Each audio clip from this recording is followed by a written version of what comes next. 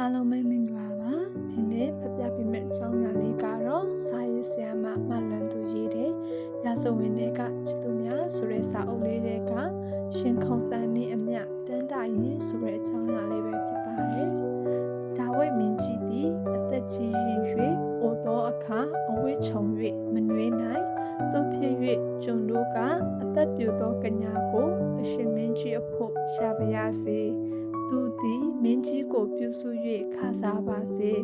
အရှင်မင်းကြီးကိုနှွေးစေခြင်းကရင်ဝင်တော်၌အိပ်ပါစေဟုလျှောက်ကြ၏ထိုသောနှင့်အညီအစင်းလာသောအပြုံမကိုဣသရေလပြည်တစ်လျှောက်လုံးတွင်ရှာ၍ရှုနေမြို့သူအဘိရှက်ကိုတွေ့သဖြင့်အထံတော်သို့ဆောင်ခဲ့ကြ၏ထိုမိန်းမသည်အလွန်အစင်းလာ၏ရှင်ဘုရင်ကိုလည်းလှုပ်ကြွေးပြုစုလေ၏တို့ရာတွင်ရှင်ဘုရင်သိမ်းတော်မမူရာဇဝင်ကျုပ်တတိယဆောင်ခန်းကြီး1ခန်းနဲ့1မှ4အခန်း1တော်တော်ကြော့ရှင်တက်ရတဲ့မိန်းကလေးပဲအနားယူရာတလုံးညောင်ဆောင်မှထိုင်နေ၍အချွေအရန်ထိန်းတော်တွေနဲ့ခမ်းမထဲလှမ်းဝင်လာတဲ့မိန်းကလေးကိုတမစ်တမောကြည့်မိသွားတယ်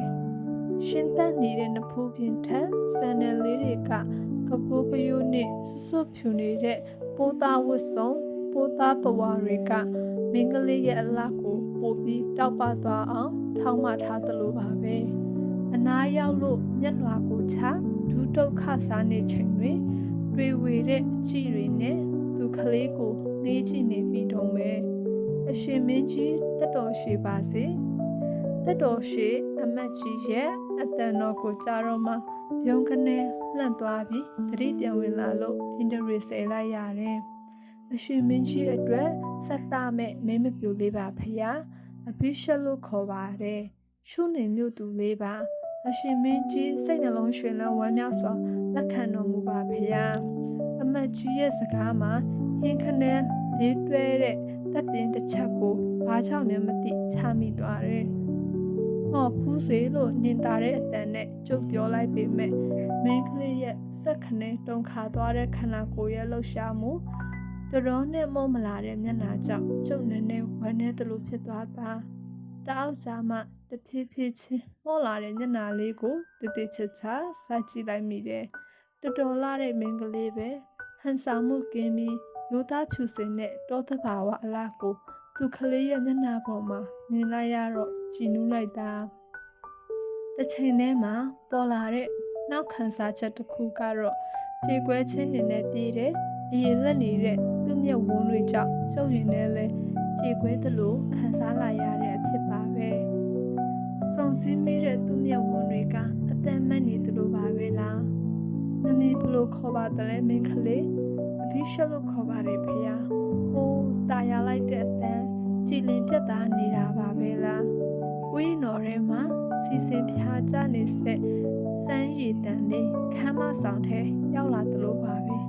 ဒါပေမဲ့သူ့ရဲ့အတန်ကအသက်မဲ့နေတာတော့အသေးချပါပဲကျုပ်ကောင်းကောင်းသဘောပေါက်သွားတယ်အသက်ကြီးပြီဖြစ်တဲ့ကျုပ်နှလုံးသားရဲ့နှုတ်သက်မှုကိုတော့နားလည်နိုင်ပါသေးတယ်လေအထူးသဖြင့်ငယ်သူတို့ရဲ့နှလုံးသားကိုနားလည်ပါတယ်မိန်းကလေးရဲ့ကျုပ်လည်းငယ်ရာကကြီးလာခဲ့တာမဟုတ်လားပင်မမှာပေါ့အဆောင်တော်ပြန်ပြီးကောင်းကောင်းအနားယူပါမိန်းကလေးကျုပ်ရဲ့စကားတန်အစုံအနားမှာခါစားကြတဲ့လူတွေအားလုံးရဲ့နားမလည်နိုင်မဲ့အံ့ဩတဲ့အကြည့်တွေကျုပ်စီအားလုံးစုပြုံရောက်လာတယ်ခုချိန်မှာကြောက်လို့ရမယ့်အလုပ်ကတလုံးညောင်ဆောင်မော်ကစင်မင်းကလေးစီလက်ကမ်းသူ့လက်ကလေးကိုရွရွစုပ်ကိုင်းပြီးအတွင်းဆောင်ကိုကြောက်နေရမှာမဟုတ်လားမင်းကလေးကမတိမတောင်ဝကြည့်လိုက်တော့သူ့မျက်နှာလေးမှာလည်းအံ့ဩဝမ်းသာချီရင်ပြေးလို့ကျုပ်တော်သွားတယ်ကျုပ်ရင်ထဲမှာသူ့ကိုပျော်ရွှင်စေ